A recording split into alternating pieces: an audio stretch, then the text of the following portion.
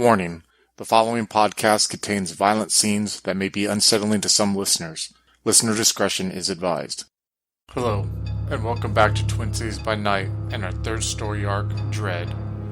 Dread is set in the Twin Cities of Minnesota, Minneapolis, and St. Paul in the hot and humid summer of 2011. Join us again and continue to follow the journey of Kaetao, played by Quinn, and William, played by Slavic, as they continue to traverse the dark society held within the Twin Cities. They will be joined by three new Kindred: Warren, a Tremere, played by Adam; Valentine, a Nosferatu, played by Alex; and Lenny, a Nosferatu, played by Andrew.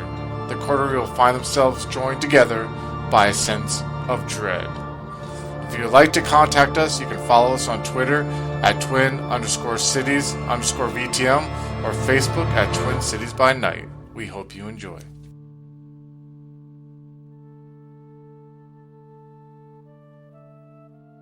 William, your eyes open, and you see that you're in a room that is plain white. The floors are white. You look down and you see your hand sitting on your lap. You see you have some gray slacks on. You see you have a white button-down shirt, but you're really unable to move. You're just able to move your head. And when you look back up, you see where there was a wall in front of you before. Now is a single chair. Looks like a chair that would have sat at a dining room table in the 60s. It's made of wood, has a thick cushion on its back, and on the seat, that's almost like a gold yellow embroidery to it. Matter of fact, as you look at this chair, you start realizing that this chair is one that was at your very own dining room table as a child. Behind that chair, you see an entryway into a hallway, one that seems to go on for a long time. You can't see the end of it. You just see that there's an occasional fluorescent light that's on the ceiling. As you're staring down this hallway, you see a figure that is walking down it. Walking is probably not the right term, I guess. More like making their way down it with a limp almost. And as the silhouette gets closer to the entryway of this hallway, you start recognizing the silhouette. It's a silhouette of your former ghoul, your former day worker, as you used to call him, David. And you see as he walks into the room that he is still wearing the jean shorts and the white t-shirt that he wore when you took his life. But now the front of the t-shirt is covered with blood. And you look up and you see where before was a balding man with bad skin and a double chin. Now lies someone with the front of their forehead that's completely blown out and exposed. His whole left eye is missing, and all that is intact of his right is this yellowish, pus-colored orb. You even look down and you see that one flip-flop is missing. And you remember from when you took his life and you rolled him into the river, you remember that one flip-flop that fell off his foot when you put that round through the back of his head. And this figure slowly makes his way and sits in the chair that's directly in front of you. And you're looking and you see that yellow eye. You can almost make out its pupil, a dim pupil. And you see the mouth open for a little bit and it slightly gurgles as it tries to get something to come from its lips until finally you hear, "Oh, William." And you hear the voice that did not belong to David come out of that mouth. Instead, you hear the voice of Ellsworth, this man that you had spent that evening with talking to, and the man who you had gone to try to either drink from or bring him over, and who had told you you had overstepped. And this figure looks at you and he says, "William, why did you try doing what you just did? What was your purpose behind that?" Safety. "Taking my life? Trying to make me like you? How does that make you safe?" There's strength in numbers. I need numbers right now. "William, I had told you, the one way that you are going to elevate yourself, the one way that you are going to be able to free yourself, is to cut those chains that tie you down. And you still haven't. William, you are still thinking in the ways that they want you to think. They want you to play their games, William. They want you to have the same concerns they have, William. They want you to be scared because of that, William." This wasn't about games. This was about survival. Survival isn't a game. What is survival then? It's everything. Survival can very quickly become slavery, William, because you are not surviving on your terms. You are surviving on their terms. I told you, playing by their rules, playing by their concepts, playing by the way they think. That is a game. Your kind are all about their stupid games, thinking they have reached an unlimited fount of power, but constantly they are tied down. You cannot come out during the day. I know what you are, William. I've known what you are the whole time. Look what you did to this. And you see the hands of David come up and go across the face. This is playing their game, William. This is how they control you. Because you're playing by their rules. You're playing by their humanity. You're playing by their code of ethics. And there's a moment where you see like this figure, as he's getting worked up, you see blood and a little bit of brain matter kind of spills out of his forehead while he leans forward and falls into his lap. And you see like the hand just kind of like picks it up and gently tries to put it back in where it came from. And as you're looking at this hand doing that, you see another silhouette coming down the hallway. And as you're looking, you see the silhouette's more feminine. And she comes walking down and she kind of breaks through again the shadows into the room. And you'll see that she is wearing this black evening gown and has these designer high heels on and a pearl necklace that is around her neck. She has her hair done in the style of the 60s and the 70s. It's blonde and very Germanic and very European in color. Kind of has that slight bob on top and it's pinned behind her ears. And this is someone that you have not seen in a long time because this is a memory that you had of your mother, William. And you see that she comes and stands behind David and she puts both her hands on David's shoulder. And you look at her and you realize that she's intoxicated and she's not doing this more as a motion of comfort, but she's doing this rather as a way to stay stable and to keep her balance. Like you saw her many times when you were younger, when she would drink herself away to either make up for the fact that she was a trophy wife to an asshole businessman, or that she was forced to have a child that she didn't want, or she was forced to move from a country and a continent that she didn't want to leave. And you see she looks down at you and she opens her mouth. And there's a moment where you get excited to hear again your mother's voice because you haven't heard it in 30 years. Instead, Ellsworth's voice comes out of it. And she'll look at you and she'll say, listen, Vidum. And you see there's a slight German accent that comes out a little bit out of Ellsworth's voice. You need to accept what is going on for you to really meet your true potential. Why do you think, William, that I have put so much effort into building a relationship with you? Is it something that I hear? What do you mean by that? Never mind. Are you talking about this ocean of yours? You're talking about the waves that you're hearing? Yeah. William, your mind, no matter how much it has changed in 20 years, is finite. You're limited to your perceptions. You're limited to your senses.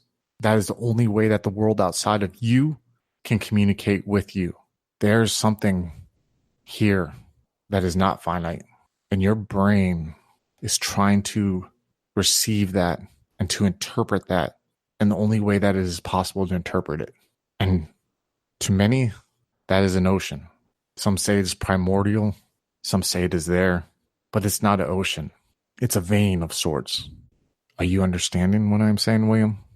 I feel like I'm beginning to understand, but I still don't see how this relates to anything, everything.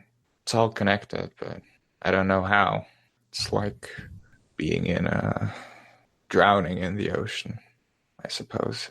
Right after you say that, you feel a hand on your lap, and you look to the left and you see Kenneth sitting there.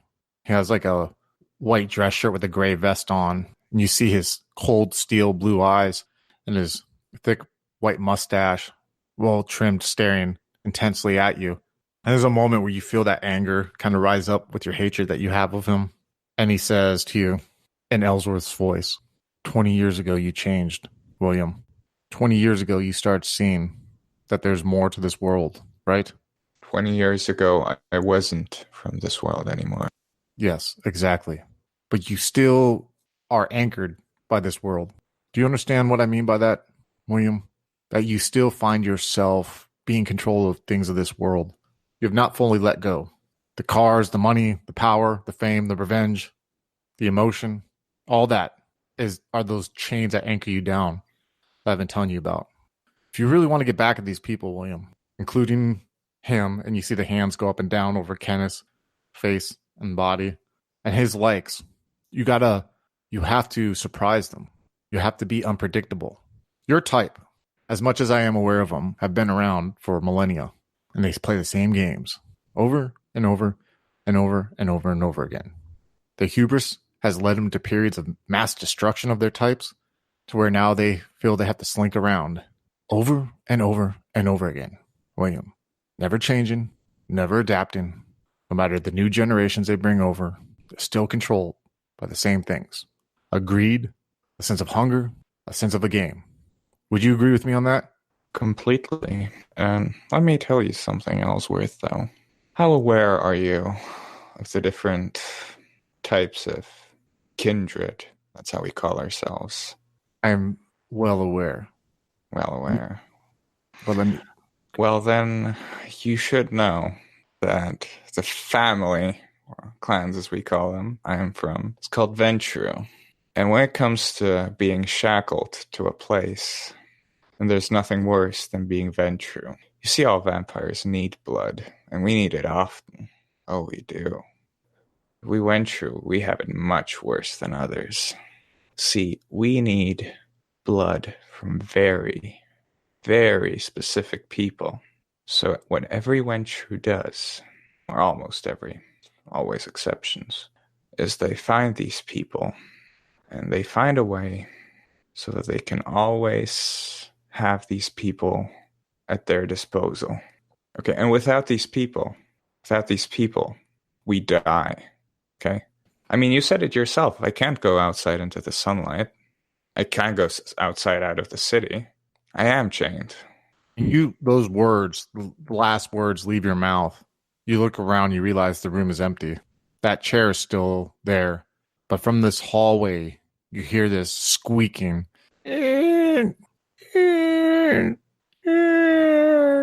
you hear it coming down the hallway, like in a cadenced manner. And you hear a voice coming from this dark hallway. William. You recognize the voice to be that of your father when he was in the nursing home. And you hear it coming down. William, will you still think? And as you hear that last line, you see him break through the shadows with his wheelchair, and he comes into the room, and you see he has this blanket over his legs, and he's wearing like this plaid shirt. He has liver spots on his hand, and his face, he has these tusks of hair coming out, and his face looks jaundiced and yellow, and he just kind of looks sloped, like it's slanted and droopy on the left side from a stroke that he had. And he's kind of leaning in this wheelchair, and he's looking at you, though, with those intense eyes. You think, William, that you're so fucking important, just like you did when I was still around, William. Yes, I know about your kind, and your kind are nothing but a speck of dust in the world of everything. Do you understand that your mind is trapped? Your Ventru and your talk of blood is so minuscule in importance of everything that is around you. William, you have had your eyes opened. William, there are very few who have seen, and to truly see, you need to invert yourself. You need to turn yourself within. You need to realize that everything must become a negative of what you know it to be now. And as you say that, you're looking at him, and you start feeling along your skin a sensation of like goosebumps, almost like a sense of pleasure. It's almost euphoric at first, like your eyes close and you start remembering times of pleasure that you had, having sex with women or drinking, or even when you were feeding off of Kenneth's Vitae.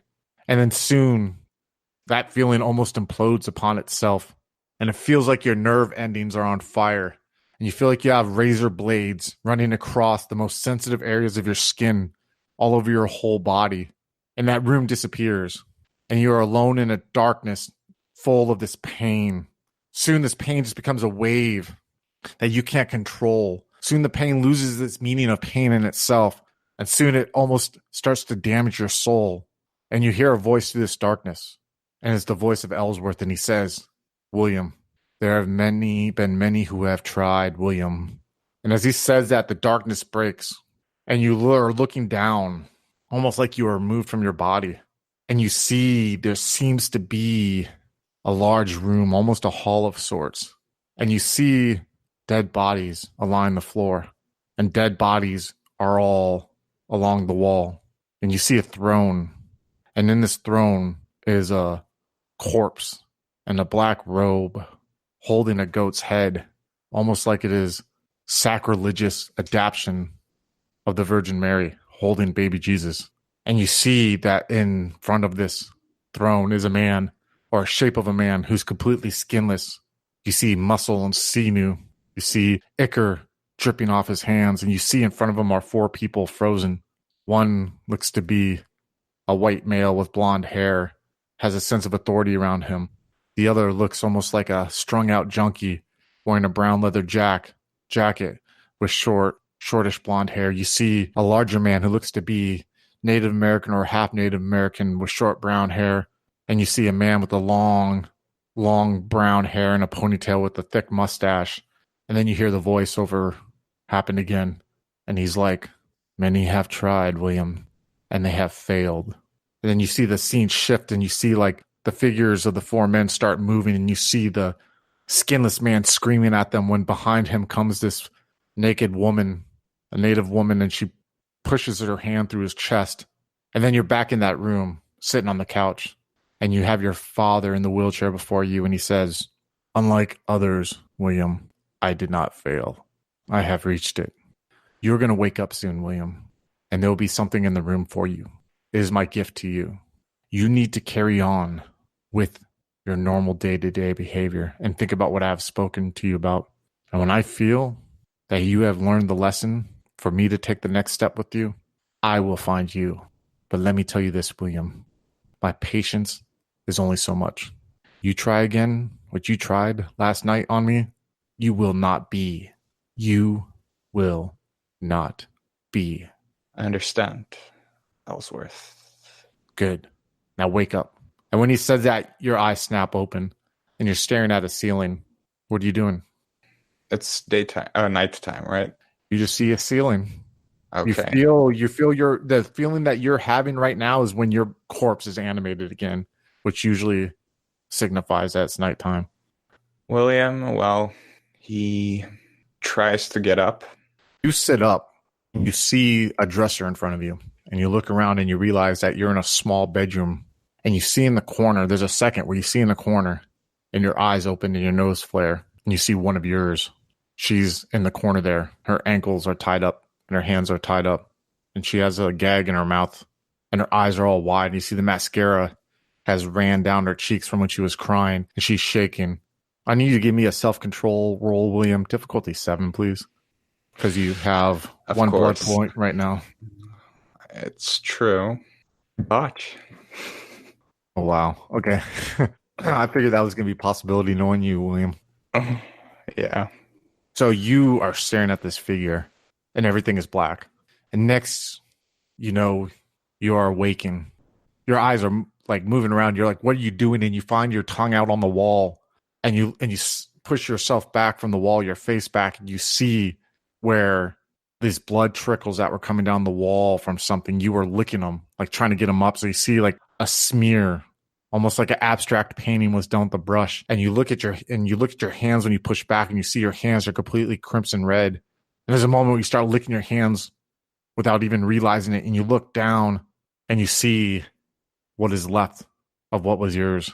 You see that her throat is completely ripped out. You see almost that the sinews and tendons of her muscles were tore out to where her head now is flapping at an odd angle back. Her vertebrae looks like it was almost snapped, almost like you're trying to get to the marrow of it while doing it.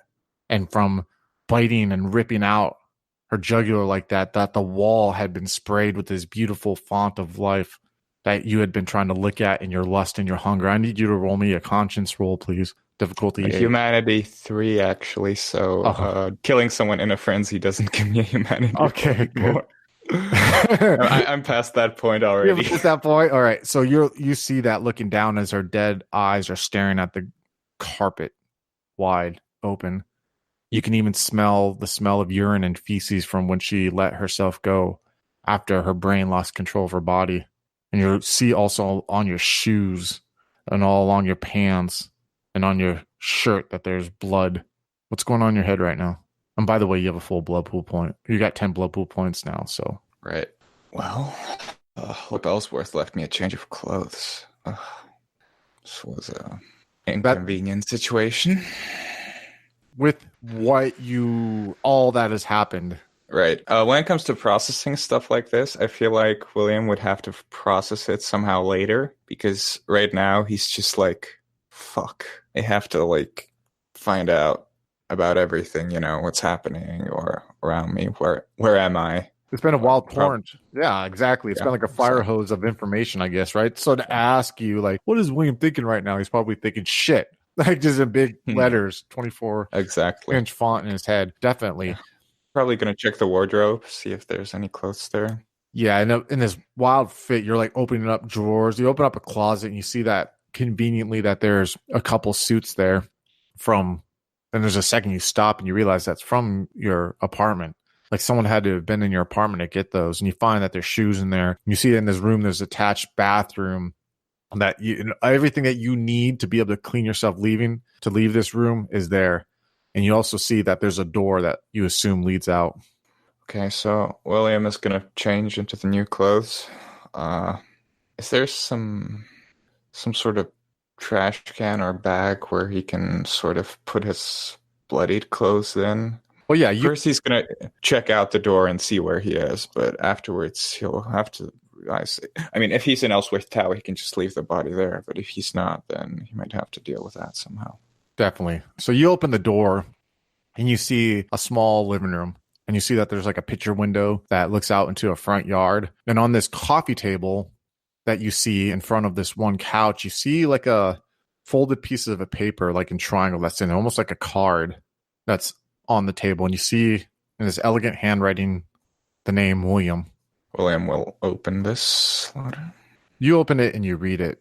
And the letter says, William, do not worry about this mess. Do not worry about this house. It is taken care of. It will not come back to you.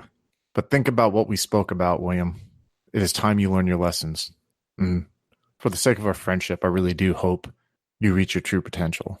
Then you see at the end, handwritten, is the name Ellsworth. Next, we'll cut to Kaetao. Kaetao, your eyes snap open, and you have this OD green blanket that is over your face, and you remove it, and you look around, and you see that you're in the shed behind these bags of grass seed. You kind of like push them out of your way, and you feel your phone vibrating in your pocket right now. I answer it. Yeah. So I take it you found somewhere to stay, and you hear the voice of Annabelle. Yeah. Who did this? Who ordered this? If I was to guess, the prince or his people, I don't know. That still needs to be figured out. Well, let me tell you this. There are people who can help us. And one of them wants to meet you. Who? I'm not going to say over the phone. Someone you're acquainted with. You remember the last time where we saw Aaron? Yeah. Can you be there like in 30 minutes? I can. I think. All right. Be there. Don't just show up there, and hopefully some answers will be given to you, okay? They better, or else I'm getting tired of being the one jerked on a leash. Kaetao, let me tell you this. You are not alone in that feeling. Well, let's see what we can do about it. Yeah. See me there in 30 minutes, okay? See ya. All right. And so with that, Kaetao will just sort of get up, sort of just brush himself off, and it's like, okay, they want to bring us here. I'll make them regret this. They want to escalate. We'll escalate back. At this point, he's starting to get angry about this. He's like, I just wanted, this Kaetao just wanted to be left alone, but now he's just like, and then he was like, okay, I gotta be a bit meaner about this. But now he's going to the point where like things are going to have to change if I want get what I want, and I think I'm starting to look forward to changing things forcefully. Yeah, for sure, definitely. We'll say even like while you're driving there, like maybe you're speeding a little bit out of anger, as you're getting there. And for those of you who don't remember, you had met Aaron and Annabelle. I mean, you've known them before, but you spoke to Aaron and Annabelle at that Native American museum that's kind of by that man-made lake. It was actually in the Homecoming story arc where Aaron, after the death of Bugs, Aaron kind of told Annabelle and Kaetao that he felt that he kind of failed them as Primogen and he was done with it and he was gone. He was going to go. And that left Annabelle and Kaetao in a position of weakness, and not weakness, but definitely in a precarious position where they had to figure out how they were going to survive with the pond of sharks swimming around them. But it became quickly more of like people were trying to curry their favor at that time. So you're driving there and you come upon the parking lot. It's about like 7 in the evening right now. You get into the parking lot of this building that is made of stucco, more of like a tan stucco material. The parking lot's rather large. You see in front of their signs like Twin Cities Native American Museum of Arts. You see like the lights, the security lights are coming from within the glass front entrance doors. There's like a large walkway that leads up to it that kind of has like benches and has where people can sit during the opening hours they want to and talk. You kind of see where like normally it'd be like a large amount of foot traffic through here, but where you had met Aaron and Annabelle was off to the left. There's this natural sweeping green area where people will sometimes sit out and picnic, or where there are a couple actual picnic tables out there, and there's like a man-made lake that is behind this building. And as you go into the parking lot, you see that there's 2 vehicles. You see Annabelle's vehicle and you see an old pickup truck that is there.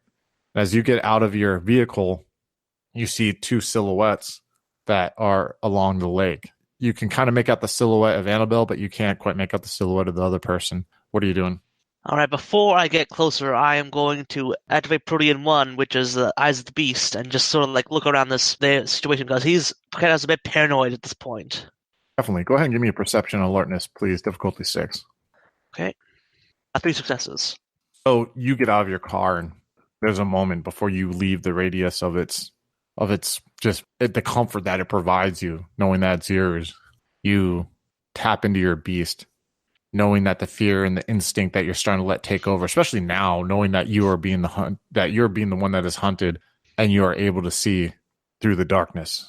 And you definitely know that it's Annabelle. Because after you've looked around, you don't see any other threats. But then you look at the figure with her, and there's a second of recognition, and you realize that's Ty that is standing there with her. And last you had heard from Annabelle herself, she had told you that Ty had had enough and had left the city. And now she's standing there with them. What are you doing? At this point, Kaetao will slowly approach them and, just sort of like call out saying like, I heard you left. Hey, kid. Sometimes you gotta fucking lie. Oh, that is so true.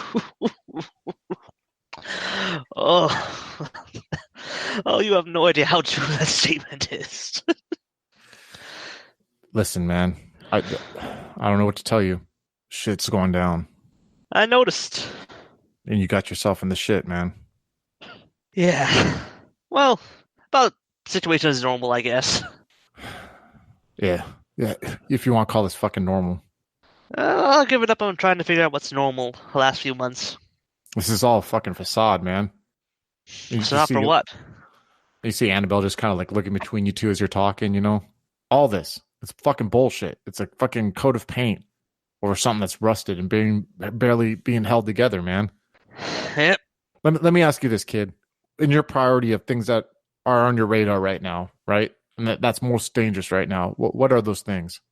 Well, I think that's a good question. I'd say right now the biggest threat to my current safety are the Ventru. Most of them, not all of them. And, well, there's some mortals that don't really care for me, but, well, and there's this couple I need to find they're in the mist too. So, all in all, just a bunch of shit. Just a whole bunch of shit. Yes. That's because we got shitty leadership right now. You say the Ventru, and fuck them, and you're right. But how you're taking them as a threat right now is not the threat that is really that is really there with them being in charge. What is then? The threat is what they are not protecting us against. What? I know Bugs didn't talk to you that much, man. And I know a lot of the shit you've had to find out on your own. And I think that's fucked up. But I'm the one, I helped Bugs curry favor to make it to where you weren't wiped out. Okay? But I feel like I owe some kind of fucking apology for the fact that you weren't brought in. But that's his way of handling shit. And it wasn't me to step on Bugs' dick when it comes to that. All right? Fucking, so first of all, I don't want to speak ill of the dead, but have you ever heard of anything? Have you ever heard of our kind who completely lost their shit and went batshit? Couple times. Yeah. They have a name for themselves. They're like a bunch of fucking religious wackos. They call themselves the Sabbat. But let me explain this. You're seeing how fucked up shit is right now, right? Yes. And you have no faith in our leadership right now, right? I haven't had that for a while, honestly. Okay, so then let me ask you this. How would you feel if you realized that fucking leadership that you have no faith in, that one of their main responsibilities is to protect you from a bunch of ravaging fucking animals that are our kind that want to destroy us because of some religious fucking outlook or just for the sheer fucking pleasure of it hidden behind some religious meaning? I'd say they need to go. Yes. I'm not from here. You know, you're the way you were brought over may have been fucking shitty. I get that. The way I was brought over was a lot fucking worse, man. I don't talk about this as much, but I'm going to fucking tell you this because I want you to understand what exactly I am concerned about, okay? All right. I wasn't brought over too much longer before you. I was brought over in the 70s, all right? Before that, I was kind of a piece of shit. Didn't like the family life. I had a wife. I had a daughter. I didn't like fucking having to keep a 9-to-5 job. I got into the wrong types in the Oakland area. Got old. Fucking every day was coming a blur. I was fucking drinking, whoring around, doing a bunch of shit, calling it freedom. And then one day, my daughter, who I hadn't seen for fucking 15 years, finds me in this hole-in-the-wall fucking bar that I'd spent the last 25 years sitting in with my buddies. And she's a grown woman. She sits down in front of me, and she tells me my ex-old lady is dying and tells me that she has cancer. And my daughter, as a last-ditch effort, came and found me and asked if there was any way that I could help cover the medical bills. During this time, mind you, she's trying to work, trying to put herself through school, and taking care of my ex, who I left, who is dying, who had to raise this daughter of mine on her own. For some reason at that time, I realized I had one chance to fucking make it all right. One chance to make it all right. I called some favors in. I asked if there's any way I could make some quick cash. I got told I could fucking mule some shit and I could make a quick amount of money. And my plan was to get that fucking money, the little bit that it was, give it to my fucking daughter and start to build a relationship there again. So I stopped one night. I'm trying to drive from Oakland to New York, and I stopped one night and I'm in Detroit, outside the Detroit area. I'm at a fucking truck stop and I'm just having a cigarette, man. And I've been driving and I got brought over, and it wasn't pretty, man. I got brought over by a group of motherfuckers. And the only way that I got out of that place is I tapped into something that was in me after they brought me over. And I fucked those motherfuckers up. I took one down and I fucking fled. And I had no idea what I was, brother. No idea. All I know is for the next few days, I was driving my truck at night and I was fucking hiding during the day. I was fucking hungry. I had no idea what I was. I lost my control a couple times. And I found myself in these cities. I found myself looking out on the Missouri River one night and I told myself, this is it. I'm done. I'm just going to fucking stay out here when the sun comes up and I'm over. Because instinctually I knew it was I could do it. And Christopher Connor, member of my clan, found me there. And he talked me down. And he told me, listen, think about it. And he would come out there at that same spot the next night. And if I had done it, I'd done it. If I didn't, he would take me in. And he took me in. Because I decided that there was something. I could do something with this new purpose I had. Christopher did the right thing too. He took care of my ex and took care of my daughter. And I faked my fucking death and time moved on. But there's a reason why that Christopher pushed for me to be a sheriff. And it's because I had history with these types. Face had history with these types. Bugs had histories with these types. Tree had history with these types. And there's a couple times, man, and maybe if we have time, I'll tell you. And the 80s things got a little hairy. The reason I want a regime change, man, is because these people who are fucking here to protect us are not. They're more concerned about the shit, whatever's going on with the Giovanni, whatever's going on with that fucking goddamn asshole Ogden, whatever's going on with that couple, which, by the way, I know where they're at. I've been hiding them. I'll take you to them. But I need this from you, man. What? You want this shit to change? I need an answer. Yes or no? Yes or no to what? Do you want the regime change? Right now, I don't think I've wanted anything more. Okay, this is what I need from you. I need you to police up your buddies. Because the fucking powers that be are trying to find them too. And one of your buddies, that Lenny guy, I don't think he's going to make it. I think he's done. Why? They're going hard after him. I got a couple of my buddies right now trying to see if they can salvage that. Don't worry about him right now. I need you to police up the other 3. Listen, once you police up the other 3, and this needs to be ASAP, we're going to police up Carlos and Cindy. And I'm going to take you to some other motherfuckers. And we're going to plan. And we're going to strike. And we're going to get this shit changed. At this point, Kaetao just sort of like, it's like a Mika smile on his face, like, finally something I want to hear. We got you, man. I got you, okay? I'm sorry she had to lie to you. But you understand that we can be out front and open about things, right? Nope. I understand completely. So I need you to call the other 3. Get them together as soon as you fucking can. And we're going to go meet up with Carlos, okay? All right. All right. Hey, man. Bugs would be proud. Oh, hello again, folks. I'd like to tell you about the Facebook group we run called White Wolf and Onyx Path RPGs, Gameplay and Media. Have you ever wished you could have an easy way to find gameplay videos and podcasts, or just media in general that deals with your favorite White Wolf role-playing games? Or have you ever wished you could find a forum to share gameplay that you have recorded? One that won't be drowned out by random posts and discussions, so that your media could get the attention you deserve. The group is specifically run with the sole intent of it being a one-stop shop for people to view or share media involving the games we all love. We take thorough steps to ensure the page does not become cluttered and is easy to traverse. The group is already immense and continuing to rapidly grow, with new media being shared every day. Stop on by. We hope to see you there.